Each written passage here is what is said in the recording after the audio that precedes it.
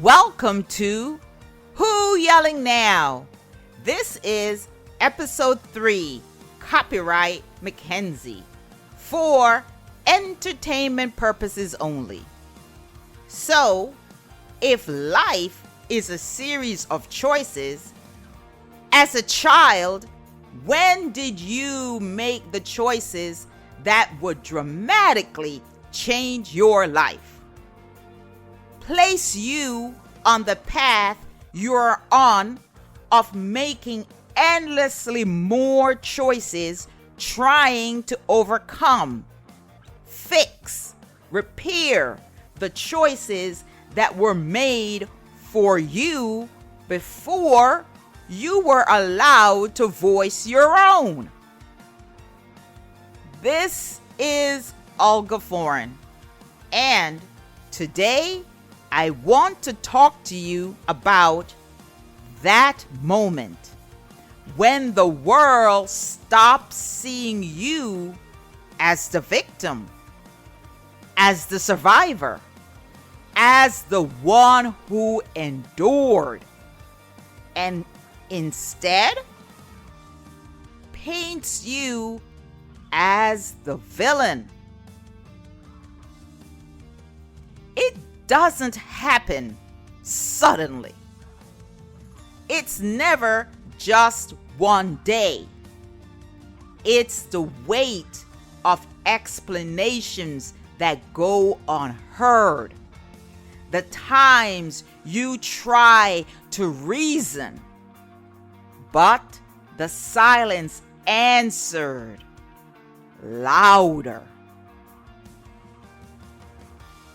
The way you bend yourself into shape of forgiveness, while the spine of your truth finally snaps. We don't become villains in isolation. Society crafts us.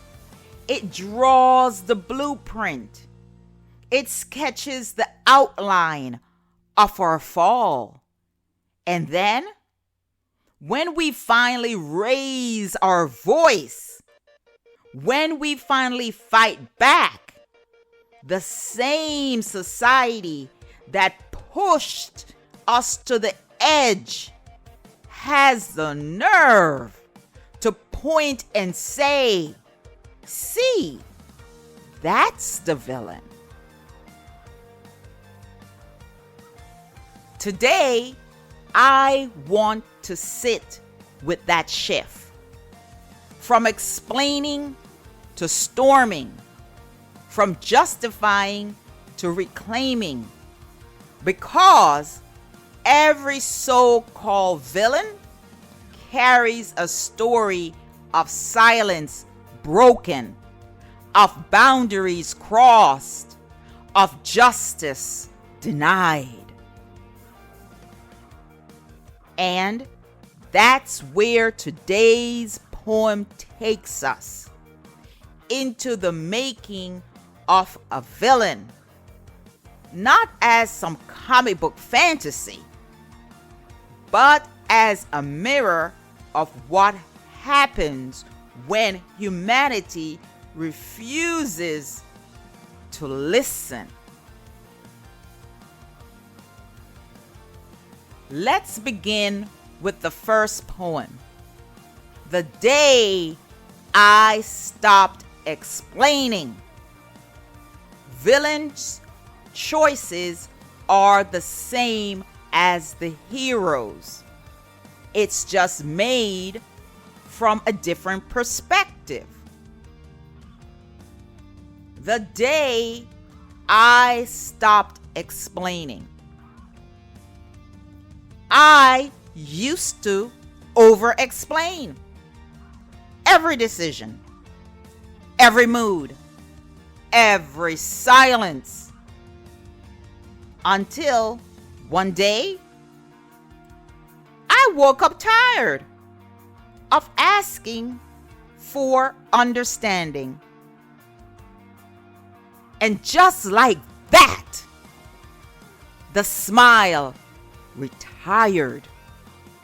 The eyes stopped begging, and the world met a new me. Not angry, just done.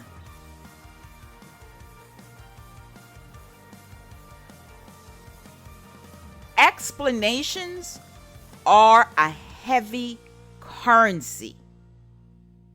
We spend them until we're broke. And when people still don't hear you, when they still choose ignorance, you begin to ask, why am I the only one carrying the truth? From that silence, a blueprint emerges, not of who you wanted to be, but of who they've made you. This next poem sketches that outline.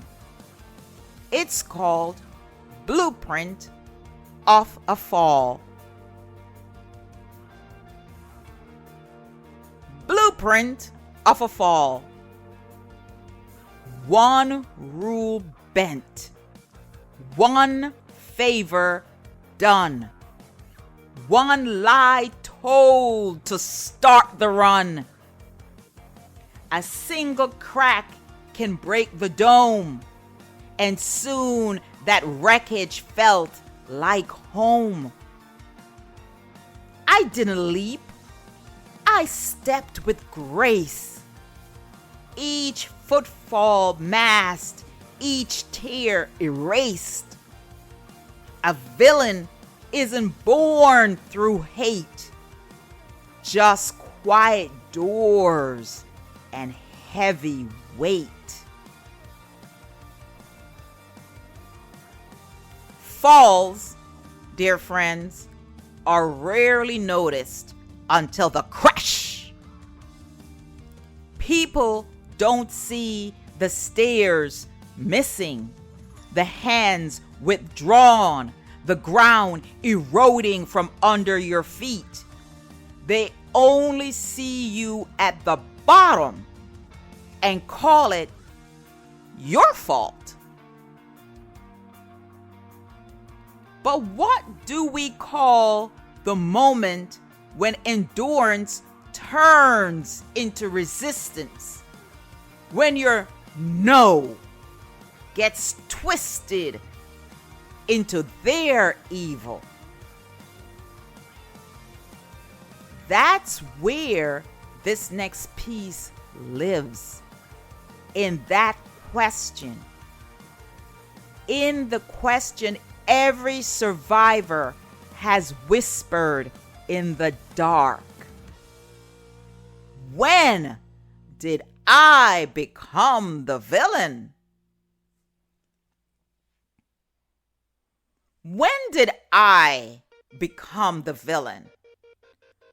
Was it when I raised my voice? Or when I stopped answering yours?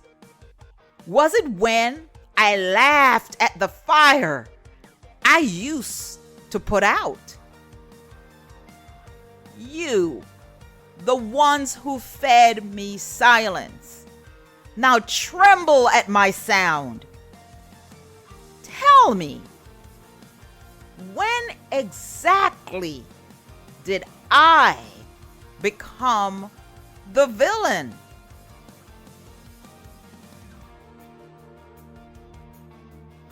To be branded a villain is to be freed of expectation. And in that freedom, something shifts. A turning, a hardening, a clarity. You stop waiting for applause.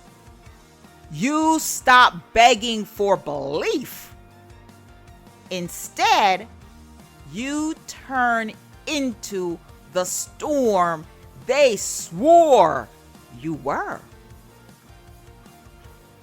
This is the moment of no return. The turning. The turning. They called me cruel. They called me cold. But none recall the lies they sold. I asked for help. They gave me stone. Then cursed the palace I built alone. No villain thrives without a crowd. The silent ones, the screaming loud. So if you fear the beast I am, ask who supplied the lion's den. The storm is not the beginning. It's the end of silence, the collapse of patience, the final language left when everything is stripped away. Storms don't apologize. They don't explain. They simply arrive, undeniable, unignorable, reshaping the world they pass through. And so, I end today with this final poem. I became the storm. I became the storm. They made the rain, then cursed the flood, built the tension, then feared the snap. I didn't become a storm. I was harvested into one.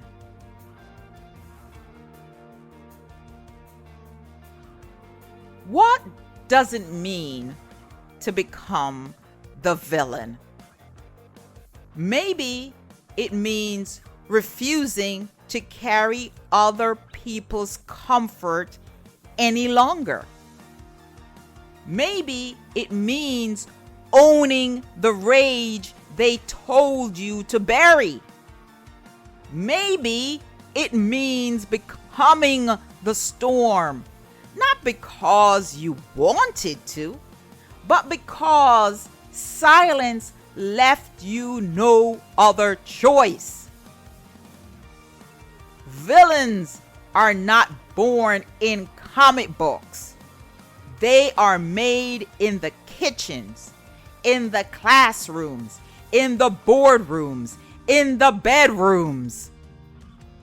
They are made in the places where truth is denied, where pain is dismissed, where cries for justice are labeled too loud. But here's what I want you to remember. The villain's voice is still a voice. And when society silences too many, when it raises and erases too many, it will have no choice but to face the storms it created.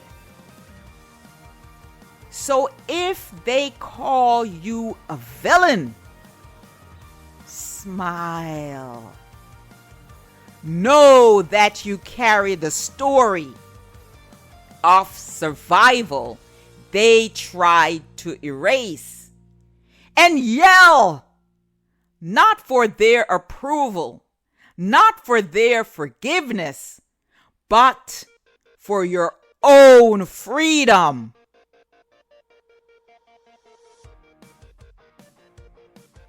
This has been episode 3 of Who Yelling Now?